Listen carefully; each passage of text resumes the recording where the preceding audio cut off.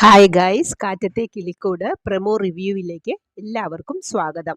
അങ്ങനെ രാവിലെ സുഭാഷ് അടുക്കളയൊക്കെ അടിച്ചുവാരി കൂട്ടി വെക്കുമ്പോൾ നിധി നിൽക്കുന്നത് കണ്ട് ഇത്രയും അടിച്ചാൽ മതി, അവിടെയൊക്കെ അടിക്കുമ്പോൾ ഒച്ച കേട്ട് അവർ ഉണർന്നാലോ എന്ന് പറഞ്ഞ് ചൂൽ അവിടെ ഒതുക്കി വെച്ച് ചായ ഇടാൻ പോകുന്നു.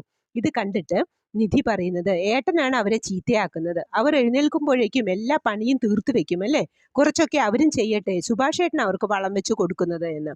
അപ്പോൾ സുഭാഷ് ചിരിച്ചുകൊണ്ട്, അതെൻ്റെ ഒരു ശീലമായി പോയി എന്ന് പറയുമ്പോൾ, സുഭാഷ് ഏട്ടന്റെ ശീലം അങ്ങനെ ഇരുന്നോട്ടെ, അവരെ നമുക്ക് മാറ്റിയെടുത്താലോ എന്ന് ചോദിക്കുന്നുണ്ട്. സുധീഷ് എഴുന്നേറ്റ് വന്നപ്പോഴേക്കും നിധി ചൂലെടുത്തു കൊടുത്ത്, നീ ഈ മുറിയൊക്കെ നീ ഈ മുറ്റമൊക്കെ അടിച്ചു വൃത്തിയാക്ക്, അപ്പോഴേക്കും നീയും ഹരീഷും കൂടി ഉമ്മറത്തൊക്കെ അടിച്ചു വൃത്തിയാക്കി വെക്കണം എന്ന് നികേഷിനോടും പറയുന്നുണ്ട്.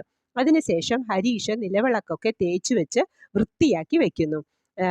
ഏടത്തി പറഞ്ഞതല്ലേ, ചെയ്യാതെ പറ്റില്ലല്ലോ, ഏടത്തി അമ്മയുടെ സ്ഥാനത്താണ് എന്നൊക്കെ പറഞ്ഞതല്ലേ, പെട്ടുപോയി എന്ന് പറഞ്ഞാൽ മതിയല്ലോ. അതിനുശേഷം നിധി സാന്ദ്രയെ വിളിക്കുന്നുണ്ട്. ഏടത്തി, ഇത് ഞാനാ, സുഖമാണ് ഏടത്തി എന്ന് ചോദിക്കുമ്പോൾ സാന്ദ്ര, ഇതേതാ പുതിയ നമ്പർ, നിനക്ക് സുഖമാണോ എന്ന് ചോദിച്ചതും അരുൺ വന്ന് സാന്ദ്രയുടെ കയ്യിൽ നിന്നും ഫോൺ തട്ടിപ്പറിച്ച്, ഞങ്ങളെ നാണം കെടുത്താനുള്ള അടുത്ത വഴി ആലോചിക്കുമായിരിക്കും അല്ലേ എന്ന് ചോദിച്ചതും, അങ്ങനെ പറയല്ലേ ഏട്ടാ എന്ന് നിധി കരഞ്ഞുകൊണ്ട് പറയുമ്പോൾ, നീ എന്നെ ഏട്ടാന്ന് വിളിച്ചു പോവരുത് എന്ന് പറയുന്നു.